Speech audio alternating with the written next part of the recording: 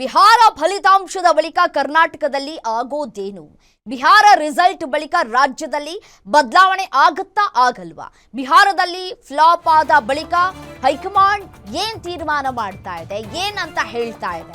ಕುರ್ಚಿ ಬದಲಾವಣೆಗೆ ಡಿ.ಕೆ. ಶಿವಕುಮಾರ್ ಅವರು ಬಿಗಿ ಪಟ್ಟನ್ನ ಹಿಡಿದಿದ್ದಾರೆ.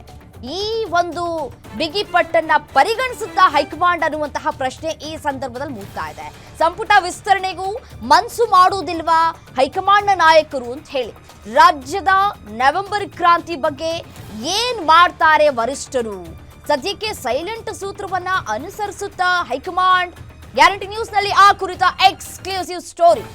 ಬಿಹಾರ ಚುನಾವಣೆಯಲ್ಲಿ ಮಕಾಡೆ ಮಲ್ಕೊಂಡಿದೆ, ಹಾಗಾಗಿ ರಾಜ್ಯದ ಮೇಲೂ ಅದು ಸಾಕಷ್ಟು ಪರಿಣಾಮವನ್ನ ಬೀರುವಂತಹ ಸಾಧ್ಯತೆಗಳು ಕೂಡ ಇದೆ ಅಂತ ಹೇಳಿ ಗ್ಯಾರಂಟಿ ನ್ಯೂಸ್ ಈ ಹಿಂದೆಲೂ ಕೂಡ ಹೇಳಿತ್ತು. ಅದರಂತೆಯೇ ಇದೀಗ ರಿಸಲ್ಟ್ ಬಂದಿದೆ. ರಿಸಲ್ಟ್ ಬಂದ ನಂತರ ರಾಜ್ಯದಲ್ಲಿ ಏನಾಗುತ್ತೆ, ರಾಜ್ಯ ರಾಜಕೀಯದಲ್ಲಿ ಬದಲಾವಣೆಯ ಪರ್ವ ಆಗುತ್ತಾ ಇಲ್ವಾ? ಸಂಪುಟ ವಿಸ್ತರಣೆ ಮಾಡೋದಕ್ಕೂ ಕೂಡ ಮನಸ್ಸು ಮಾಡ್ತಾ ಇಲ್ವಾ ವರಿಷ್ಠರು? ಹೈಕಮಾಂಡ್ ಏನ್ ಹೇಳ್ತಾ ಇದೆ ಹಾಗಾದ್ರೆ? ರಾಜ್ಯದ ನವೆಂಬರ್ ಕ್ರಾಂತಿ ಬಗ್ಗೆ ಏನ್ ಹೇಳ್ತಾ ಇದ್ದಾರೆ ವರಿಷ್ಠರು?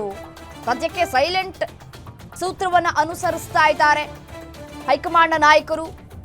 ಯಾರು ಕೂಡ ಈ ಬದಲಾವಣೆ ವಿಚಾರಕ್ಕೆ ಸಂಬಂಧಪಟ್ಟಂತೆ ಮಾತನಾಡ್ತಾ ಇಲ್ಲ. ಶತಾಯಗತಾಯವಾಗಿ ಈ ಅವಧಿಯಲ್ಲೇ ನಾನು ಸಿಎಂ ಆಗಬೇಕು ಅಂತ ಹೇಳಿ ಬಿಗಿ ಪಟ್ಟನ್ನ ಹಿಡಿದುಕೊಂಡಿದ್ದಾರೆ ಡಿ.ಕೆ. ಶಿವಕುಮಾರ್ ಅವರು. ಅವರ ಆಸೆ ಕನಸಾಗುವ ಎಲ್ಲಾ ಲಕ್ಷಣಗಳು ಕೂಡ ಕಾಣಿಸ್ತಾ ಇದೆ. ಸಿಎಂ ಸಿದ್ದರಾಮಯ್ಯನವರಿಗೆ ಬಿಹಾರ ಚುನಾವಣೆ ಫಲಿತಾಂಶದ ಬಲ ಸಿಕ್ಕಂತೆ ಕಾಣಿಸ್ತಾ ಇದೆ. ರಾಜ್ಯದ ಕ್ರಾಂತಿ ಚರ್ಚೆಗೆ ಬ್ರೇಕ್ ಹಾಕಿದ ಬಿಹಾರ ಫಲಿತಾಂಶ.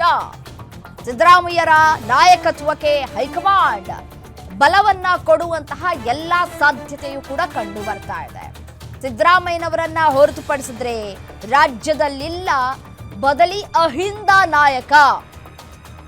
ಇಲ್ಲಿ ಈ ಒಂದು ಕಾರ್ಡ್ ಪ್ಲೇಯನ್ನ ಮಾಡ್ತಾ ಇದ್ದಾರೆ. ಅಹಿಂದ ಮತಗಳ ಮೇಲೆ ಕಾಂಗ್ರೆಸ್ ಜಾಸ್ತಿ ಫೋಕಸ್ ಮಾಡ್ತಾ ಇದೆ. ಅಹಿಂದ ನಾಯಕ ಸಿದ್ದರಾಮಯ್ಯನೇ ಕಾಂಗ್ರೆಸ್ನ ಶಕ್ತಿ ಅನ್ನೋದನ್ನ ಅವರು ಮೆಸೇಜ್ ಪಾಸ್ ಮಾಡುವಂತಹ ಕೆಲಸಗಳಾಗ್ತಾ ಇದೆ. ರಾಜ್ಯದ ವಿಚಾರದಲ್ಲಿ ಸಿದ್ದರಾಮಯ್ಯನವರಿಗೆ ಹೈಕಮಾಂಡ್ ಅಭಯ. ಕರ್ನಾಟಕದ ಮಾದರಿಯಲ್ಲಿ ಅಹಿಂದ ಮತಗಳ ಕ್ರೋಢೀಕರಣವನ್ನ ಮಾಡೋದಕ್ಕೆ ಸಿದ್ಧತೆಗಳಾಗ್ತಾ ಇದೆ. ಮುಂಬರುವ ಚುನಾವಣೆಗಳ ಮೇಲೆ ಪರಿಣಾಮ ಬೀರಬಹುದು.